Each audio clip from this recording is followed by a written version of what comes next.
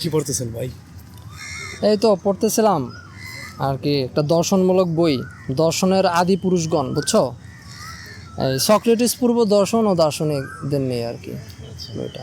Socrates পূর্ব দার্শনিকদের মধ্যে ছিলেন Pythagoras. হ্যাঁ। পিথাগোরাস তো বলেছেন সংখ্যা ঈশ্বর, মানুষের জন্ম, মৃত্যু, জীবন, যৌনতা সব কিছুই সংখ্যা দিয়ে হিসাব করে দেয়। তাহলে এটা বলতে কেমন সংখ্যাই সব কিছু? আচ্ছা, তো এটা বলার আগে আর কি একটু বলে নেই যে এই যে বইটা না, এই বইটা তোমার আগে কে লিখছে এটা বলে নেই। এবার মানে এইবার বইমেলা আর কি এই বইটা বের হয়েছে, বুঝছো? তো বাতিঘর থেকে বের হয়েছে, লেখক হলো মেহেদি হাসান মিলন। তা আমার কাছে বেসিক্যালি এই বইটা পড়ে খুব ভালো লাগছে। হ্যাঁ, মানে যে অনেকেই আর কি চ্যানেলে আর কি বলে যে দর্শন নিয়ে কিছু বই সাজেস্ট করার জন্য, তা আমি তো মুখস্থ বিদ্যার মতো বলে দিই সফির জগৎ, তারপর বার্টানাসের হিস্ট্রি অফ ওয়েস্টার্ন ফিলোসফি। কিন্তু এই বইগুলা আসলে একটু মানে জটিল হয়ে যায় অনেকের জন্যই। কিন্তু এই যে বইটা না, এই বইটা তোমার আসলে মানে 9-10 থেকে শুরু করে যারা আছে ইন্টার লাইফে বা যারা মানে বড় হয়ে যারা ভার্সিটি লেভেলেও পড়ে বা দর্শন ব্যাকগ্রাউন্ডের না, তারা মোটামুটি এই বইটা থেকে আসলে মোটামুটি বেশ দর্শন সম্পর্কে একটা বেসিক একটা ধারণা। সবই তো পিথাগোরাস পূর্ব, সক্রেটিস পূর্ব, হ্যাঁ, মানে সক্রেটিস পূর্ব যে দার্শনিকগুলো আছে তাদের যে চিন্তার প্যাটার্নগুলো, উত্থান পতনগুলো, এগুলো তারা বেশ ভালোভাবে একটা আইডিয়া পাবে। আর সবচেয়ে মজার বিষয়, এখানে কোনো একাডেমিক কাঠখোট্টা বিষয় আসলে ওইভাবে বর্ণনা করা হয়নি। মানে খুব সহজ গল্পের আকারে, গল্পের মাধ্যমে ব্যাপারগুলো বই মানে আলাপ আলোচনা করা হয়েছে। বিশেষ করে দেখবে যে বিভিন্ন ধরনের প্রত্যেকটা দার্শনিকদের ভিতরেই একটা মানে দার্শনিকদের যেই প্রাসঙ্গিক যে ইতিহাস, ওই ইতিহাসটা সে ব্যাখ্যা করছে এবং কিছু কল্পনার আশ্রয় নিয়ে এসে কিছু গল্প রাখা আঙ্গিকে দার্শনিক চিন্তাগুলোকে ব্যাখ্যা করছে। তো এই যে তুমি যে বললা যে পিথাগোরাসের যে বিষয়টা, তো পিথাগোরাসের ব্যাপারও এই বইটাতে আছে। তো সংখ্যাই ঈশ্বর, আসলে সংখ্যা কেন ঈশ্বর, মানে এটা হলো পিথাগোরাস সংখ্যার মাধ্যমেই আর কি এই দুনিয়া, এই জগৎটাকে দেখছে। যেমন এই যে ছোটোবেলা আমরা 9-10 থাকতে পিথাগোরাসের উপপাদ্য পড়তে যাই, আমাদের দাঁত ভেঙে যায় না? সো কেন আসলে মানে এই উপপাদ্য এইগুলো সে কীভাবে পাইলো, ফাইন্ড আউট করলো, বা সংখ্যা দিয়ে সে কেন সে সব কিছু বিচার বিবেচনা করতেছে, এগুলো খুব ইন্টারেস্টিং বিষয় তুমি এই বইয়ের ভিতরে পাবা আসলে। এই যে সংখ্যা দিয়ে আসলে কীভাবে তোমার এত কিছু মানে সব কিছুই দেখা যায়। যে এক হইলেও এখানকার আসল সংখ্যা, এক দিয়ে একের মাধ্যমে সমস্ত কিছু আসছে। তারপর 1 থেকে 9 পর্যন্ত যে সংখ্যা, এই সংখ্যা দিয়েই তো অন্যান্য সমস্ত সংখ্যা তৈরি হয়, তাই না? আবার আছে শূন্য সংখ্যার ধারণা। তাহলে ভাই শক্তিশালী সংখ্যা কোনটা? তো এখানে পিথাগোরাসের মতো এখানে হয়তো এক বলতেছে। যেমন পিথাগোরাসের ভিতরে তোমার ওই যে একটা মানে একত্বর একটা বিষয় আছে এই জায়গাতে। তো ওখানে মোনাড আর ডুয়ার্ড, এটা আমি ব্যাখ্যা করছিলাম যে পিথাগোরাস সংখ্যা ঈশ্বর একটা ভিডিওতে আমি ব্যাখ্যা করছিলাম আর কি, যে ওখানে কীভাবে মানে পিথাগোরাসের যতগুলো তত্ত্ব আছে সব কিছু মোটামুটি আমি দেখানোর চেষ্টা করছিলাম।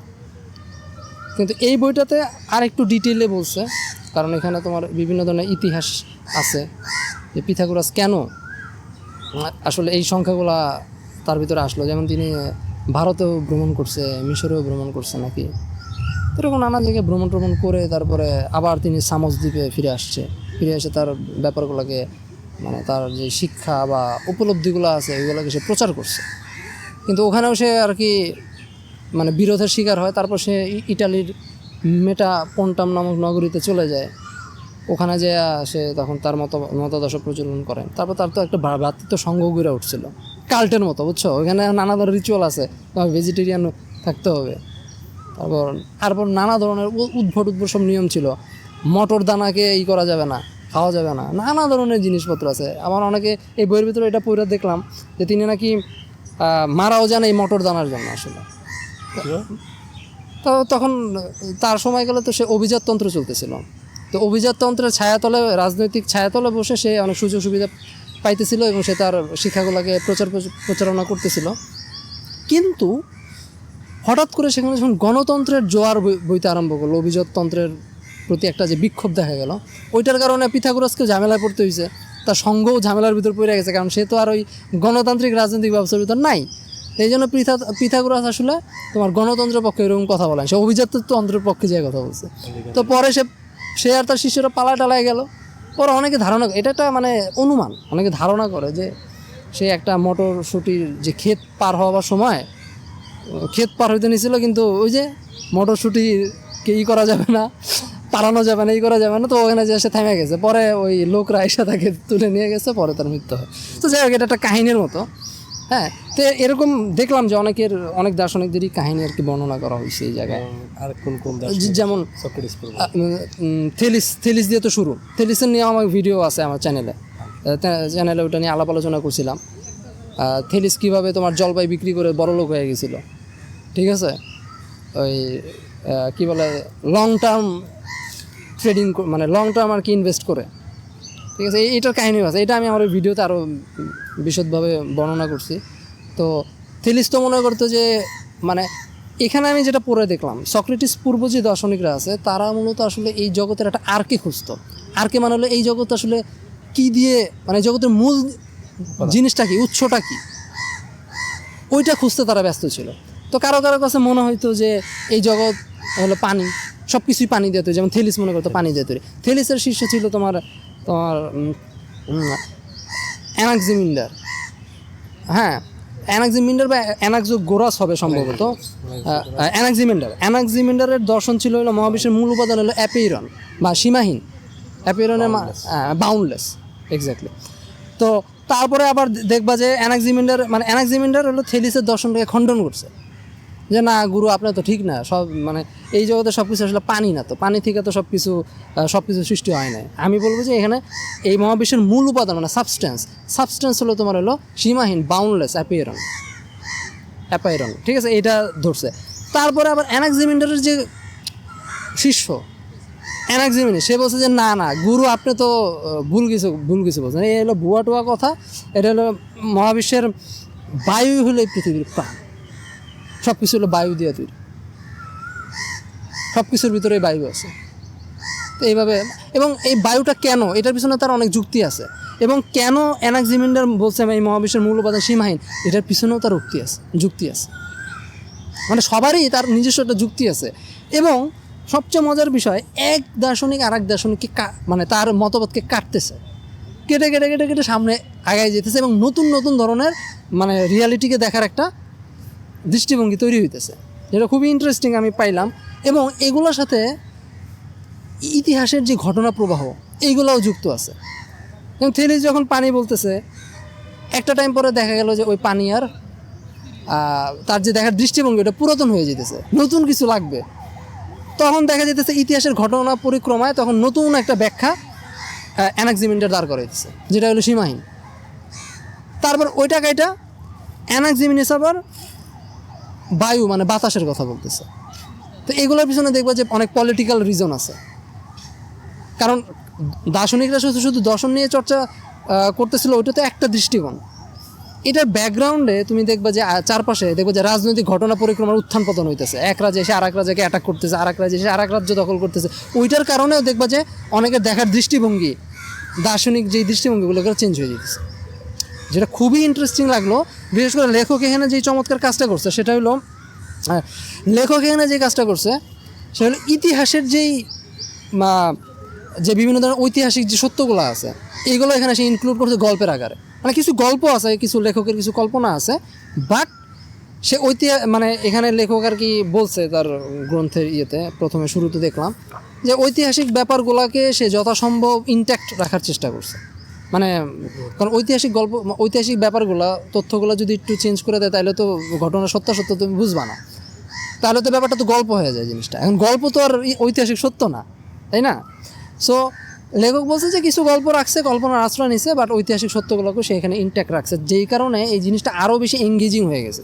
কারণ তুমি এই বইটা পড়ার সময় তোমার একদম শুরু থেকে পড়তে হবে, আর কানেকশনগুলো তুমি তখন বুঝতে পারবে যে আচ্ছা এই যে পানির থেকে তোমার সীমাহীন থেকে বায়ুর থেকে পিথাগোরাসের সংখ্যার থেকে আবার এমপিডোক্লিসের যেই চারটা তত্ত্ব, যে বায়ু, মাটি, পানি, বাতাস, এই চারটা তত্ত্ব মিলাসে যে একটা দেখতেছে, এটা কেন হইলো, তুমি জবাবগুলো তখন ধীরে ধীরে ফাইন্ড আউট করতে পারবা। আবার হেরাক্লিটাসের যে আগুন, তো একটার সাথে আর একটা কানেকশন, তুমি যদি একটা বাদ দিয়ে যদি আর একটা দেখো তাহলে তুমি পুরো কানেকশন মিলাইতে পারবা না। কিন্তু তুমি যদি শুরু থেকে শেষ পর্যন্ত মানে ওই সোফিস্টদের দর্শন পর্যন্ত যদি তুমি আসো, তুমি পুরোটা মিলাইতে পারবা এবং একটা টাইম পরে তোমার মাইন্ড পুরো ব্লাস্ট করবে যে ও আচ্ছা এইভাবে তাহলে জিনিসগুলো হয়েছে। তো এইটা হলো আমার কাছে এই বইয়ের এই দিকটা খুব ইন্টারেস্টিং লাগছে যে খুব সুন্দরভাবে জিনিসগুলোকে কানেক্ট করছে। তাহলে বইটি সবারই পড়া উচিত, দরকার। হ্যাঁ মানে মানে এটা একটা বিগিনারদের জন্য তুমি বলতে পারো, কিন্তু বিগিনারদের জন্য এটা বেশ ভালো হবে। তুমি অ্যাটলিস্ট এই বইটা পড়ে তুমি বুঝতে পারবে চিন্তাগুলো কীভাবে গড়ে ওঠে, এক গুরু আর এক গুরুকে কীভাবে ধসায় দিতেছে, গুরু মারা শিষ্য। হ্যাঁ কীভাবে একজন আরেকজনকে খণ্ডাইতেছে, এই জিনিসটা তুমি খুব ইন্টারেস্টিং পাবা এটা পড়তে যায়। এবং তোমার মাইন্ডের সাথে তুমি যে দান্দিকতায় লিপ্ত হবা এই বই পড়তে যায়। বিশেষ করে আমার এই বইয়ের ভিতর সবচেয়ে যে ইন্টারেস্টিং পার্ট লাগছে সেটা হলো সোফিস্টদের জিনোর পার্টটা, যিনি যে জ্ঞান বিক্রি করতো। ওটা তো করতো সোফিস্টরা। আমার কাছে জিনোর পার্টটা খুব ভালো লাগছে। মানে জিনোর যেই বিভিন্ন প্যারাডক্স যে এই দুনিয়াতে আসলে গতি সম্ভব না, হেরাক্লিটাস তো বলছে সব কিছুই গতিশীল। হ্যাঁ একই নদীতে দুইবার গোসল করতে পারবা না, কিন্তু তো এইটাকে খণ্ডন করছে পারমোনাইডিস যে না গতি সম্ভবই না, গতি যেটা আছে সব হলো ইলিউশন, দেখার ভ্রান্তি, মূল জিনিস হলো স্থিরতা, অপরিবর্তনশীলতা। হ্যাঁ তো পারমোনাইডিস এটা বলছে। তো এটার শিষ্য ছিল জিনো আবার এটাকে প্যারাডক্স অনেকগুলো 40টার মতো প্যারাডক্স বানাইছে, যেটার ভিতরে 11টা পাওয়া যায়। আমরা জিনোর মারফত আর কি 11টা আর কি রক্ষা করা সম্ভব হয়েছে, আর কি সংরক্ষিত করা সম্ভব হয়েছে। তো জিনো তখন এই প্যারাডক্স দিয়ে আর কি তার গুরুকে প্রোটেক্ট করছে যে না গুরু ঠিকই বলছে, সব কিছু অপরিবর্তনশীল, এই হইলো দেখো এই হলো যুক্তি। তো যারা এই বইটা পড়বে খুব মজা পাবে জিনিসটা। আর সোফিস্টদের ব্যাপারটা আমার কাছে খুব ইন্টারেস্টিং লাগছে, বুঝছো। সোফিস্টরা আগে আমার একটা ধারণা ছিল, বা অনেকেরই ধারণা গজাইতে পারে যে সোফিস্টরা হলো ধান্দাবাজ গুটিবাজ, কিন্তু সোফিস্টদের কিন্তু নিজস্ব লজিক ছিল যে কেন তারা এটা করছে। সক্রেটিস বলছে যে সোফিস্টরা তো টাকার বিনিময়ে তোমার জ্ঞান বিক্রি করতেছে। সোফিস্টরা কি বলতেছে যে আর ভাই সক্রেটিসের ভাই বাবা মারা যাওয়ার পরে তার উত্তরাধিকার সূত্রে সে সম্পত্তি পাইছে, তার টাকা পয়সার জন্য এদিক ওদিক দৌড়াদৌড়ি করতে হয় নাই, বাবার সম্পত্তিতে সে খাইতে পড়তে পারছে। এই জন্য সে বলতে পারছে যে জ্ঞান আসলে টাকার বিনিময়ে দরকার নাই, সে এটা পারছে, সে ওটা তার ওই বন্দোবস্ত ছিল। কিন্তু আমরা যারা সোফিস্ট তারা তো ভাই রুটি রুজির জন্য তো একজন আরেক মানে এক একজন এক এক অঞ্চল থেকে আসছে। তা আমাদের তো ওইরকমভাবে কোনো রুটি রুজির ব্যবস্থা ছিল না, কিন্তু জ্ঞান ছিল, আমাদের বুদ্ধি ছিল। তো তখন আমরা কি করব? আমাদের বেঁচে থাকার জন্য তো আমাদের জ্ঞান বিচ্ছিত খাইতে হবে। আর আমরা তো ভুল কিছু জ্ঞান দিতেছি না, আমরা তো মানুষকে তো উপকারী করতেছি, তাদেরকে নানা ধরনের শিল্পকলা শিখাইতেছি, যুক্তিতর্ক শিখাইতেছি, রেটোরিক শিখাইতেছি, যাতে তারা আরও সুন্দর মানুষ হইতে পারে, তাদের জীবনযাপনকে উন্নত করতেছে। তাহলে তারা আমাকে টাকা পয়সা দিবে না, কেন আমরা টাকা পয়সা নিব না? এটা ছিল তার লজিক। কারণ সক্রেটিস পাইছে দীক্ষা, সে বলছে যে জ্ঞানের বিনিময়ে টাকার দরকার নাই, কারণ তার বাপদাদা সম্পত্তি ছিল, বা তার পিতা মারা যাওয়ার পর সে পৈতৃক সূত্রে অনেক সম্পত্তির অধিকারী হয়েছে। এই জন্য সে তো বাজারে যায় যে মানুষের খালি প্রশ্ন করতো, বুঝছো, বাজারে যায় মানুষের প্রশ্ন করতো আর বলতো যে টাকা পয়সা নিতে, সাথে সে তার ওই সুযোগ সুবিধা ছিল। আর সোফিস্ট যারা ছিল, এখন সোফিস্টদের কী সমস্যা ছিল? অ্যাকচুয়াল যারা সোফিস্ট ছিল, যেমন প্রোটাগোরাস, সে বলছে মানুষই হলো সব কিছুর মাপকাঠি, মানুষরাই মানদণ্ড নির্ধারণ করবে, মানুষের সুযোগ সুবিধা যেদিকে থাকবে ওইটার উপর ভিত্তি করে সত্য দাঁড়াবে। যেমন আমি যদি এখান থেকে দেখি 6, তুমি ওখান থেকে দেখবে 9, সো মানুষই তো নির্ধারণ করতো সব কিছু। তো সোফিস্টরা আদর্শিক ওরকম সত্য তো করতো না, বিশ্বাস করতো, যেটা সক্রেটিস করতো, যে না পরম সত্য পরম ন্যায় বলে কিছু একটা আছে। সোফিস্টরা বলতো না, ন্যায় ওরকম না, ন্যায় হলো যে যেমন নিতে পারে মানুষের জন্য, মানুষ যেভাবে দৃষ্টিভঙ্গি করে যেভাবে খেলে নিতে পারে ব্যাপারগুলো। তো এই জন্য দেখবা যে সোফিস্ট্রি বলে একটা মানে কটাক্ষ করা হয়, যে সে মিষ্টি মিষ্টি কথা বলে সে কেস জিতে যাইতেছে। হ্যাঁ, তা আসলেও তাই। অনেকে সোফিস্ট যারা ছিল বা সোফিস্ট্রি যারা চর্চা করতো তখন এরকম ব্যাপারগুলো হয়তো চলতো, যে অনেকে যারা অ্যাকচুয়াল সোফিস্ট ছিল বা ওইগুলো চর্চা করতো মনে প্রাণে, তাদের আন্ডারে অনেকেই নাম লেখায়া এরকম টাকা পয়সা আত্মসাৎ করতো মানুষের কাছ থেকে, ভুলভাল শিখায় টিকায়, ভুলভাল যুক্তি দিয়া। তো এখানেও দেখবা যে সোফিস্টরা এদেরকে ক্রিটিক করছে যে ভাই আমরা এত কষ্ট করে শিখাই, জ্ঞান ট্যান করি, আবার আমাদের জ্ঞানকে অপব্যবহার করে, ওই অপব্যবহারের দায়ভার আবার আমাদের নিতে হয়। আমাদেরকে তখন ওই যে সক্রেটিস, তারপর তার অনুসারীরা এসে আমাদেরকে পচায়, কিন্তু আমরা কি আর এরকম করে পচাই? বা আমরা কি এরকম করে সোফিস্টিক করতে চাইছি? আমরা তো এরকম করি নাই, যে আমাদের নাম ভাঙায় অন্যরা এই ধরনের অপকর্মগুলো আচ্ছা, করতেছে। সোফিস্টদের কথা যেহেতু বলা হয়েছে, তাহলে ইতিহাসের একটা গল্প বলি। এটা হচ্ছে সম্রাট অশোকের পিতা বিন্দুসার। বিন্দুসার ওই গ্রিক দেশে এক দুধ পাঠাইছিল ওয়াইন আমদানি করতে, তারপর একজন সোফিস্ট কিনতে। কিন্তু তখনকার যে গ্রিকরা নাকি সোফিস্টদের বিক্রি করতো বিদেশে। এটা কি সত্য না ইতিহাসের গল্প? গ্রিকরা সোফিস্টদের বিক্রি করতো না, করতো নাকি ইতিহাসের গল্প না এটা সত্য? এটা সম্বন্ধে আমার সাথে ধারণা নাই, আমি ওইভাবে পড়ি নাই। বিন্দুসারের কাহিনীটা আমি জানি, বাট মানে কি ওইটার সাথে কি কানেকশন ওটা আমি এখনও জানি না, মানে আমি পড়ালেখা করি না ওইটা নিয়ে, তো আমি আসলে সঠিকভাবে বলতে পারতেছি না। বাট বিক্রি বলতে সোফিস্টরা তো আসলে একদম মানে কন্টাকেই কাজ করতো আর কি, মানে আমি তোমাকে জ্ঞান দিব, তুমি আমাকে টাকা দিবা, দ্যাটস ইট, এইভাবেই তারা কাজ করতো। এখনকার যে শিক্ষকরা যারা আছে তারা কি করে, জ্ঞান দেয়, টাকা নেয়, এরকমই তো। এমনই একটা। হ্যাঁ, তো কিছু কিছু ভালো সোফিস্টও ছিল, সোফিস্ট মানে যে খারাপ এমন না, তাদেরও রিজন ছিল আসলে কেন তারা এই টাকাগুলো নিত, এবং তারা জ্ঞান দিত, অবশ্যই ভালো কিছু দিত, মানুষের জীবন মানও তো উন্নয়ন করতো তারা। একদম। কিন্তু কথা হলো যে, আর সোফিস্টের গণতন্ত্রের পক্ষ ছিল, সক্রেটিস এখানে অভিজাততন্ত্রের পক্ষে সাফাই গায়ে গেছে। তো এখানেও তো একটা কন্ট্রাডিকশন আছে। তো এখন গণতন্ত্রের সমস্যা কি, এর আন্ডারে থেকে অনেকেই আসলে মানে যারা আর কি একটু কি বলে মিডিওকাল লোক, তারা ক্ষমতা নিয়ে মানে অনেক ভোগ দখল করে, মানে গুণ তো নাই, বুঝো নাই, গণতন্ত্রে একটা প্রবলেম আছে। তো এটা প্লেটো তো তার রিপাবলিকে তো বলেই গেছে যে গণতন্ত্রে কী কী সমস্যা আছে, এই জন্য সে সমর্থন করে নাই। তা আসলে এরকমও হয়েছে। কিন্তু সোফিস্ট যারা ছিল, যেমন প্রোটাগোরাসের মতো, প্রোটাগোরাস ছিল যারা, তারা কিন্তু ব্যাপারটা মানে তারা কিন্তু ভালো অর্থে কাজে লাগাইতে চাইছিল, কিন্তু তাদেরকে আর কি অপব্যবহার করছে অনেক লোকে এই সোফিস্টের আন্ডারে থাইকা, যে না আমাদের তো সোফিস্টরা তো এরকম নিতেই পারে। কিন্তু অনেকে ভুলভাল যুক্তি টুক্তি দিয়া তারা অনেক কিছুই প্রমাণ করে কি করতো, কেস জিতে তারা টাকা পয়সা আত্মসাৎ করতো, ভণ্ডামি করতো আর কি, বুঝছো। তো এই জন্য এই ভণ্ডামি জিনিসটা আসছে। কিন্তু অনেক ভালো সোফিস্ট ছিল, প্রোটাগোরাসের ইন্টেনশন খারাপ ছিল না, ভালো ছিল। হ্যাঁ, ওই যে কথা বললাম যে গুরুরা ঠিক আছে, যারা এটা প্রবর্তন করে গেছে তারা তো তাদের মতো করে জীবন লিড করছে, কিন্তু তাদের আন্ডারে যারা ছিল তারা তো ঝামেলা পাকাইছে, তাদের কারণে এই বদনামগুলো হয়, বুঝছো। তো ওদের কাউন্টার আবার সক্রেটিস দিচ্ছে, আবার সক্রেটিসেরও সমালোচনা করছে। তুমি নিটশেকে কি বলবা, নিটশে তো সক্রেটিসের সমালোচনা করে উড়াই দিছে। তার মানে কি সক্রেটিস খারাপ বা সক্রেটিসের ঝামেলা ছিল না? সক্রেটিস তো তার জীবন তার মতো করে লিড করে গেছে, কিন্তু সক্রেটিসের নাম ভাঙায় যারা উল্টাপুল্টা করছে তারা ঝামেলা, বুঝছো, বা তারা যেটাকে মিসইউজ করছে, যেটাকে বলে করাও যায় না, কী করবা। সক্রেটিস এত জ্ঞানকাণ্ড দিয়ে গেছে, এখন আমি চাইলে এটা সুবিধা নিচ্ছি। যেমন নিটশের জ্ঞানও তো অনেকে হিটলার করছে, এলিমেন্ট ছিল নিয়ে কিন্তু করছে, কিন্তু তার মানে কি নিটশে হয়ে গেল, অপরাধী হয়ে গেল না?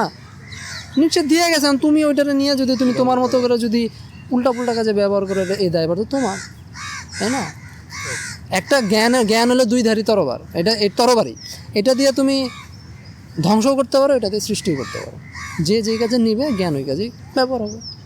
আচ্ছা, তা আমি বলবো যে যারা অনেকেই বলছেন যে দর্শন নিয়ে কি বই পড়া যায় হাবিজাবি, তাদেরকে অনেক বইয়ের সাজেশন দিয়েছি, একটা ভিডিও বানিয়েছিলাম 5টা মানে ফিলোসফির 5টা ইন্টারেস্টিং বই। তো আর একটা লিস্টে যুক্ত হইল এই দর্শনের আদিপুরুষগণ বইটা, আপনারা চাইলে নিতে পারেন বাতিঘর থেকে, অনলাইনেও রকমারিতে অর্ডার করেও নিতে পারেন, বা বাতিঘরের অনলাইন যেই সাইট আছে ওখানেও অর্ডার করে নিতে পারেন। লেখক হলো মেহেদী হাসান মিলনের দর্শনের আদিপুরুষগণ, সক্রেটিস পূর্ব দর্শন ও দার্শনিক, মানে চিন্তাধারা কীভাবে আগাইছে, মানে অগ্রগতি হয়েছে, এটা জানার জন্য হইলো এই বইটা আমার মানে খুব সিম্পল, খুব সহজ, খুব সুখপাঠ্য একটা বই। বইটা পরে খুব মজা পাইছে আসলে, বুঝছো, এই জন্যই আর কি বললাম। তো অনেকে পড়তে পারেন এই বইটা কিনে, আশা করি আপনাদের ঠকবেন না আর কি। বইটা পরে আপনার খুব সুন্দর সময় কাটবে। বইটার মূল্য কত? বইটার মূল্য একটু বেশি, এখানে 700 টাকা দেখাইতেছে। বইটার দাম অনেক চড়া, কিন্তু আমি মনে করি একটা বার্গার পিৎজা খাওয়ার থেকে একটা 500 টাকা 400 টাকা দিয়ে এই বই কিনলে মনে হয় অনেক বেটার, কারণ অ্যাটলিস্ট মনের পরিপুষ্টি সাধন হবে। হ্যাঁ, 700 টাকাতে অনেকে জামা কাপড় কিনে 2000-3000 টাকা দিয়ে একটা বই কেনেন। হ্যাঁ, একটা জামা কাপড় বাদ দিয়ে একটা বই কিনেন, অনেক কাজে দেবে। ঠিক আছে।